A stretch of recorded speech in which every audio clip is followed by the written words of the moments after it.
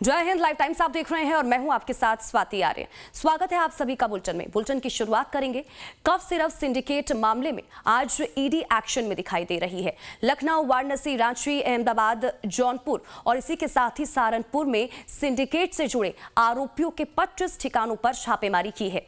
Money laundering को लेकर लखनऊ में ईडी की टीम ने एसटीएफ के बर्खास्त सिपाही आलोक प्रताप सिंह की आलीशान कोठी पर भी दबिश देकर खुफिया इनपुट्स के आधार पर तलाशी शुरू कर दी।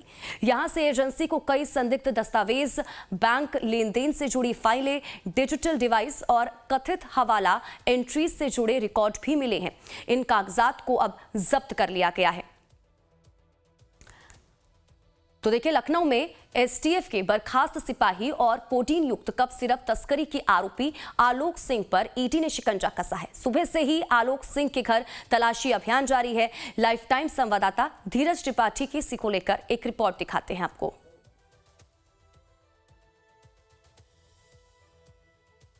कोडीन कफ सिरप मामले में आज ईडी की कई टीमें लखनऊ, वाराणसी सहित तमाम अन्य जगहों पर सर्च अभियान चला रही हैं और इस पूरे मामले में एसटीएफ की रडार पर आए और बाद में सरेंडर की याचिका दाखिल करने वाले आलोक सिंह की सुल्तानपुर रोड स्थित इस आलीशान कोठी पर ईडी के अधिकारी लगातार जांच पड़ताल कर रहे हैं। आज सुबह से ईडी के करीब 8 अधिकारी यहां पर आए हुए हैं और इस पूरे मामले में किस प्रकार से जो मनी लॉन्ड्रिंग हुई, किस प्रकार से पैसों का लेन देन हुआ, उसके साक्ष्य एकत्रित करने की कोशिश कर रहे हैं। और इस पूरे मामले में राज्य सरकार की तरफ से एक एसआईटी का गठन भी किया गया और जीरो टॉलरेंस की नीति के अंतर्गत कफ सिरप मामले को लेकर लगातार जांच पड़ताल की जा रही है। और अब तक एसटीएफ की कार्रवाई की बात की जाए या ईडी जो मनी लॉन्ड्रिंग के मामले से कार्रवाई कर रही है उसकी छानबीन करने आज ईडी के अधिकारी यहां पर आए हैं। आप तस्वीरों में देख सकते हैं कि इस आलीशान कोठी में ईडी के 8 अधिकारी लगातार जांच पड़ताल कर रहे हैं। तमाम सारे जो साक्ष्य हैं वो एकत्रित करने की कोशिश कर रहे हैं। पैरामिलिट्री फोर्सेस के जो जवान हैं उनका डिप्लॉयमेंट यहाँ पर किया गया है कि कोई बाहरी व्यक्ति जांच के दौरान जो छापेमारी की कार्रवाई हो रही है उसको लेकर यहाँ पर ना आ पाए। और ये देखिए,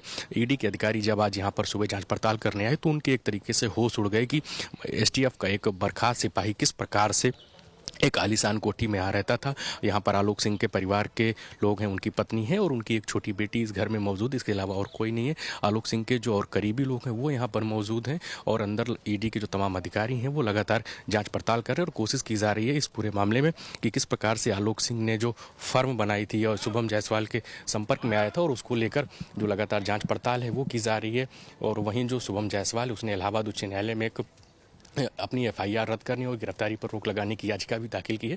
तो वहीं ईडी, एसआईटी और राज्य सरकार के एसटीएफ के स्तर पर लगातार कफ सिरप मामले में कार्रवाई की जा रही है। उत्तर प्रदेश के खाद्य सुरक्षा एवं औषधि प्रशासन विभाग के स्तर पर 300 से ज़्यादा फर्मों के खिलाफ कार्रवाई की गई और 100 करोड़ रुपए से ज़्यादा की जो नशीली कफ सिरप है उसे जब्त की गई। और उत्तर प्रदेश में लगातार कफ सिरप मामले में जो कड़ियाँ जुड़ती हुई नजर आ रही उनके खिलाफ लगातार कार्रवाई हो रही। इसके अलावा उत्तर प्रदेश की बात की जाए, उत्तराखंड की बात की जाए, बिहार, झारखंड में इस जो सिंडिकेट के तार फैले हुए उन सभी कड़ियों को जोड़ते हुए ईडी, एसटीएफ, एसआईटी के स्तर पर लगातार जो जांच पड़ताल है वो जारी है। वीडियो जर्नलिस्ट सुंदरम केसरी के साथ धीरज त्रिपाठी, लाइव टाइम्स, लखनऊ। तो इस पूरे मामले में ज्यादा जानकारी के साथ हमारे संवाददाता भी हमारे साथ जुड़ चुके हैं। धीरज त्रिपाठी है लखनऊ से हमारे साथ लाइव जुड़ चुके हैं। मदन मोहन शर्मा है वाराणसी से, वो भी हमारे साथ लाइव जुड़ चुके हैं। लेकिन सबसे पहले धीरज आपके पास आऊंगी। धीरज, क्या कुछ जानकारी इसको लेकर अपडेट दीजिएगा। कफ सिरप मामले में ये बड़ा एक्शन ईडी का देखने को मिला है। आरोपियों के 25 ठिकानों पर आज टीम पहुंची और ताबड़तोड़ एक्शन देखने को मिला। क्या कुछ अभी यहाँ से मिला है और क्या ये जो रेड है अभी भी जारी है, छापेमारी, या खत्म हो चुकी है? इसको लेकर जरा अपडेट दीजिएगा सबसे पहले। हाँ बिल्कुल, देखिए अभी जो आलोक सिंह का लखनऊ में मकान है, यहाँ पर आवास है उनका, वहाँ पर लगातार जो छापेमारी है वो चल रही है और ईडी के करीब 8 अधिकारी यहाँ पर अंदर मौजूद हैं और सुबह से ही लगातार जांच पड़ताल कर रहे हैं। उनकी कोशिश है कि जो पूरा कफ सिरप का पूरा सिंडिकेट था उसमें किस प्रकार से पैसे का लेन देन हुआ, फॉरेन मनी आई है या जो मनी लॉन्ड्रिंग का पूरा एंगल है उसकी जाँच पड़ताल की जा रही है। और अंदर 8 अधिकारी हैं वो लगातार जाँच पड़ताल कर रहे हैं। जो एसटीएफ का बर्खास्त सिपाही आलोक सिंह है उसकी ये पूरी आलीशान कोठी है और इसमें अभी आलोक सिंह की पत्नी और एक छोटी बेटी ही मौजूद है। बाकी परिवार का और अन्य कोई सदस्य यहाँ पर मौजूद नहीं है और ईडी के 8 अधिकारी लगातार यहाँ पर जांच पड़ताल कर रहे हैं। उनकी कोशिश है कि जो मनी लॉन्ड्रिंग का पूरा एंगल है उसकी जांच पड़ताल की जाए और जो तमाम दस्तावेज हैं उसकी छानबीन की जा रही है। और लगातार उनकी कोशिश यही है कि इस पूरे नेक्सस में, इस पूरे कफ सिरप सिंडिकेट में किस प्रकार से पैसों का लेन देन हुआ है, किस प्रकार से चीज़ों खास करके जो इलीगल ट्रेडिंग हुई है, जिसकी बात लगातार एफएसडीए राज्य सरकार की तरफ से कही जा रही है। सरकार की तरफ से भी पक्ष सामने लाया गया था कि उत्तर प्रदेश में कफ सिरप, जो कोडीन कफ सिरप है, ये प्रतिबंधित नहीं है, बशर्ते इसका जो ट्रेडिंग है वो साफ तरीके से हो। इलीगल ट्रेडिंग के आधार पर ही राज्य सरकार, एसटीएफ या अन्य जो एजेंसियां हैं वो कार्रवाई कर रही हैं, और इलीगल ट्रेडिंग के आधार पर ही जो तमाम फर्म हैं उनका जो लेन देन के आंकड़े हैं वो सही तरीके से सही नहीं थे। इसकी वजह से जो लगातार कार्रवाई है वो जारी है। तमाम फर्म, करीब 332 से ज़्यादा फर्म है, उन पर कार्रवाई की जा रही है। और निश्चित तौर पर आज जो ईडी के अधिकारी हैं वो इस पूरे मामले की मनी लॉन्ड्रिंग के एंगल से जांच करने के लिए आलोक सिंह के यहाँ पर आए हुए हैं। इसके अलावा वाराणसी में जांच पड़ताल कर रहे हैं, सहारनपुर में जांच पड़ताल कर रहे हैं, कई अन्य जगहों पर जांच पड़ताल ईडी के अधिकारी लगातार कर रहे हैं। और इस पूरे बिल्कुल वाराणसी में भी ईडी का एक्शन देखने को मिल रहा है। धीरज, मैं लौटती हूँ आपके पास। वाराणसी से मदन मोहन, हमारे संवाददाता, लगातार हमारे साथ लाइव जुड़े हुए हैं। अब वाराणसी में क्या कुछ अपडेट सामने निकल कर आ रहा है? मदन, जानकारी दीजिएगा, क्योंकि सुबह से ईडी का एक्शन इस पूरे मामले में देखने को मिल रहा है, जगह जगह पर छापेमारी की जा रही है। वहां क्या कुछ अपडेट सामने निकल कर आ रहा है? जिस तरह से कहा जाए कि कोडीन से सिरप को लेकर के जो है लगातार जो है कहा जाए तो यहाँ पे एसआईटी के साथ साथ जो है ईडी की भी छापामारी चल रही थी। इसके साथ आज सुबह से ही 6 बजे लगभग ईडी की टीम जो है कोजमा स्थित शुभम जायसवाल के घर पे पहुंची और वहां पे अभी जो है कार्रवाई चल रही है। उसके बाद जो है कई और जो शुभम जायसवाल के जो घर है वहां पर भी ईडी की जो जानकारी आ रही है कि वहां पे एक साथ जो है ईडी पहुंची। तो कई ठिकानों पे जो है और उनके जो सहयोगी जो है उनके ठिकानों पे जो है ईडी लगातार जो है कार्रवाई कर रही है। तो ऐसे में देखा जा रहा है कि लगातार जिस तरह से शुभम जायसवाल पे जो शिकंजा कसता जा रहा है और इसी में जो कहा जाए तो वाराणसी पुलिस कमिश्नरेट के द्वारा जो है शुभम जायसवाल पे 25,000 रुपए का जो है इनाम भी जो है वो घोषित किया गया है। और इस तरह से कहा जाए कि लगातार जो है शुभम जायसवाल को लेकर के जो है मामला जो है वो लगातार जो चल रहा है। और उसके बाद जिस तरह से कहा जाए कि शुभम जायसवाल के जो पिताजी को जो है सोनभद्र पुलिस ने जो है कोलकाता से गिरफ्तार किया। उसके बाद तमाम जो चीजें जो उनसे साक्ष्य मिले, उसके बाद जो सीए थे उनके साथ जो है उनके पास भी जो है एसआईटी की टीम पहुंची थी, उनसे पूरी जानकारी जो है हासिल की। तो लगातार जिस तरह से कहा जाए कि शुभम जायसवाल पर जो है अब शिकंजा कसता हुआ नजर आ रहा है। वैसे में शुभम जायसवाल ने जो हाईकोर्ट में जो कहा जाए तो अपनी एक अपील दाखिल की है। आज उस पर भी जो है अहम सुनवाई होनी है। उसके पहले जो है ईडी लगातार जो है इनके घरों पे जो है छापेमारी कर रही है। जी ठीक है मदन, मैं लौटती हूँ आपके पास। धीरज का एक बार फिर से रुक कर लेते हैं। धीरज, इसको लेकर भी अपडेट दीजिएगा, क्योंकि शुभम जायसवाल की याचिका पर भी सुनवाई होनी है, क्योंकि इतने बड़े स्तर पर ये सिंडिकेट चलाया जा रहा था। बड़ी गिरफ्तारियां इस पूरे मामले में हुई, ना सिर्फ उत्तर प्रदेश से अलग अलग राज्यों की बात करें बल्कि दूसरे देशों तक भी ये पूरा जो सिंडिकेट था वो फैला हुआ था। तो क्या जानकारी इसको लेकर? बिल्कुल, देखिए उत्तर प्रदेश ही नहीं, देश के कई अन्य राज्यों में, खास करके उत्तराखंड, बिहार, झारखंड जैसे राज्यों में ये पूरा कफ सिरप का बड़े स्तर पर सिंडिकेट चलाया जा रहा था।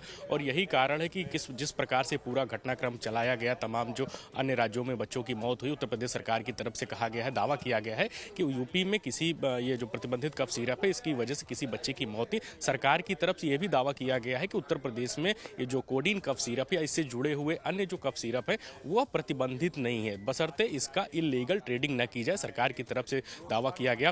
उत्तर प्रदेश के डीजीपी राजीव कृष्णा की बात हो, प्रमुख सचिव गृह की बात हो, एफएसडीए की कमिश्नर जो रोशन जैकब, उनकी तरफ से कहा गया कि कफ सिरप के मामले में जो राज्य सरकार के स्तर पर एसटीएफ, एसआईटी या एफएसडीए डिपार्टमेंट की तरफ से कार्रवाई हुई वो सिर्फ और सिर्फ इलीगल ट्रेडिंग के आधार पर हुई। और बड़े मात्रा पे जो इसका पूरा ट्रेड किया गया, मनी लॉन्ड्रिंग की एंगल की जो बात हो रही है उसके आधार पर कार्रवाई की गई। और यही कारण है कि उत्तर प्रदेश में 300 से 400 के आसपास जो फर्म है उनके खिलाफ कार्रवाई की गई। 100 करोड़ रुपए से ज़्यादा की जो नशीली कोडीन कफ सिरप है उसको जब्त करने की कार्रवाई की गई। और निश्चित तौर पर जब ईडी इस पूरे मामले में शामिल हुई है तो ईडी के अधिकारी करीब देश के अन्य करीब 25 ठिकानों पर लगातार कार्रवाई कर रहे हैं। वाराणसी में कार्रवाई कर रहे हैं शुभम जायसवाल या जो उसका करीबी देवेश जायसवाल, उसके यहाँ पर है। लखनऊ में एसटीएफ का जो बर्खास्त सिपाही आलोक सिंह, उसके आलीशान कोठी पर छापेमारी की जा रही, परिवार के लोगों से पूछताछ की जा रही है। और इस पूरे मामले में आलोक सिंह की फर्म, शुभम जायसवाल की फर्म या अन्य जो तमाम आरोपी, उनकी फर्मों से कहाँ पर कौन सी